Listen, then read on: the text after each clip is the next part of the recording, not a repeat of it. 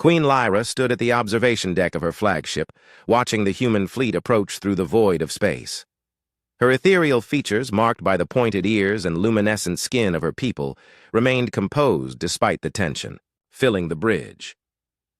The Valdari Empire had never faced such fierce resistance from any species, yet these humans continued to push back against their expansion with remarkable tenacity. "Your Majesty, the human commander requests parley," announced.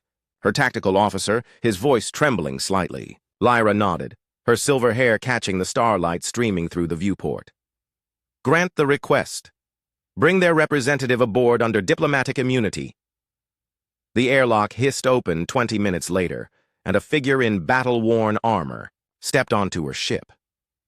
The human removed his helmet, revealing weathered features and determined eyes that seemed oddly familiar. Something stirred in the depths of Lyra's memory, a distant echo from her youth. "I am Commander Jake Morrison of the Terran Defense Force," the human announced, his voice carrying the authority of someone who had seen countless battles. "I come to discuss terms for the evacuation of civilian populations from contested worlds." Lyra studied his face more carefully, noting the scar across his left cheek and the way he carried himself with quiet confidence. The memory tugged harder at her consciousness, threatening to surface from the buried recollections of her childhood.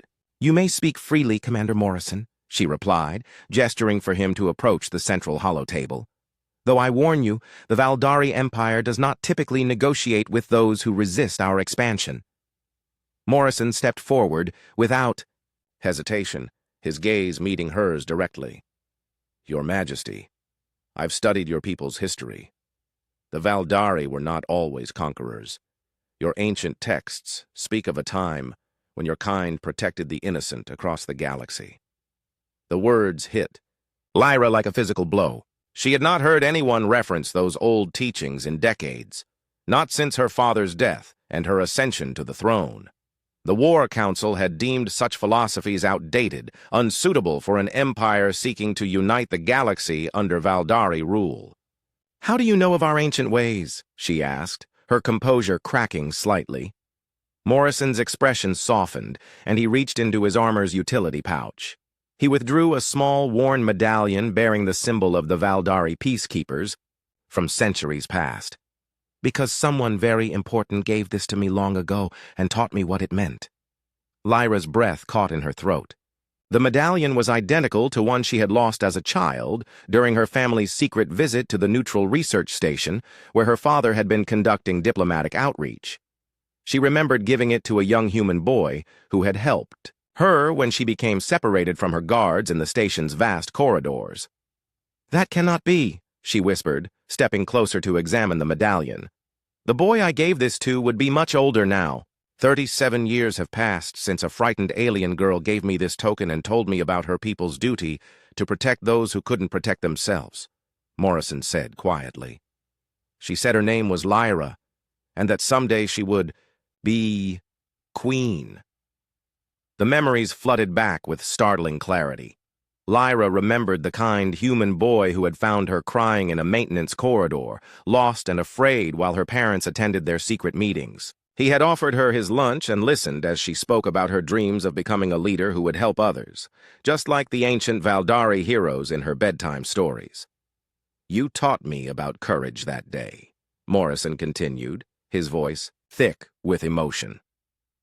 "You told me that true strength came from protecting others, not conquering them. That little girl inspired me to become a soldier, to dedicate my life to defending those who needed help." Lyra felt tears forming in her luminescent eyes. The boy she had befriended during that brief encounter had grown into the very warrior now standing against her empire. The irony was almost too overwhelming to comprehend.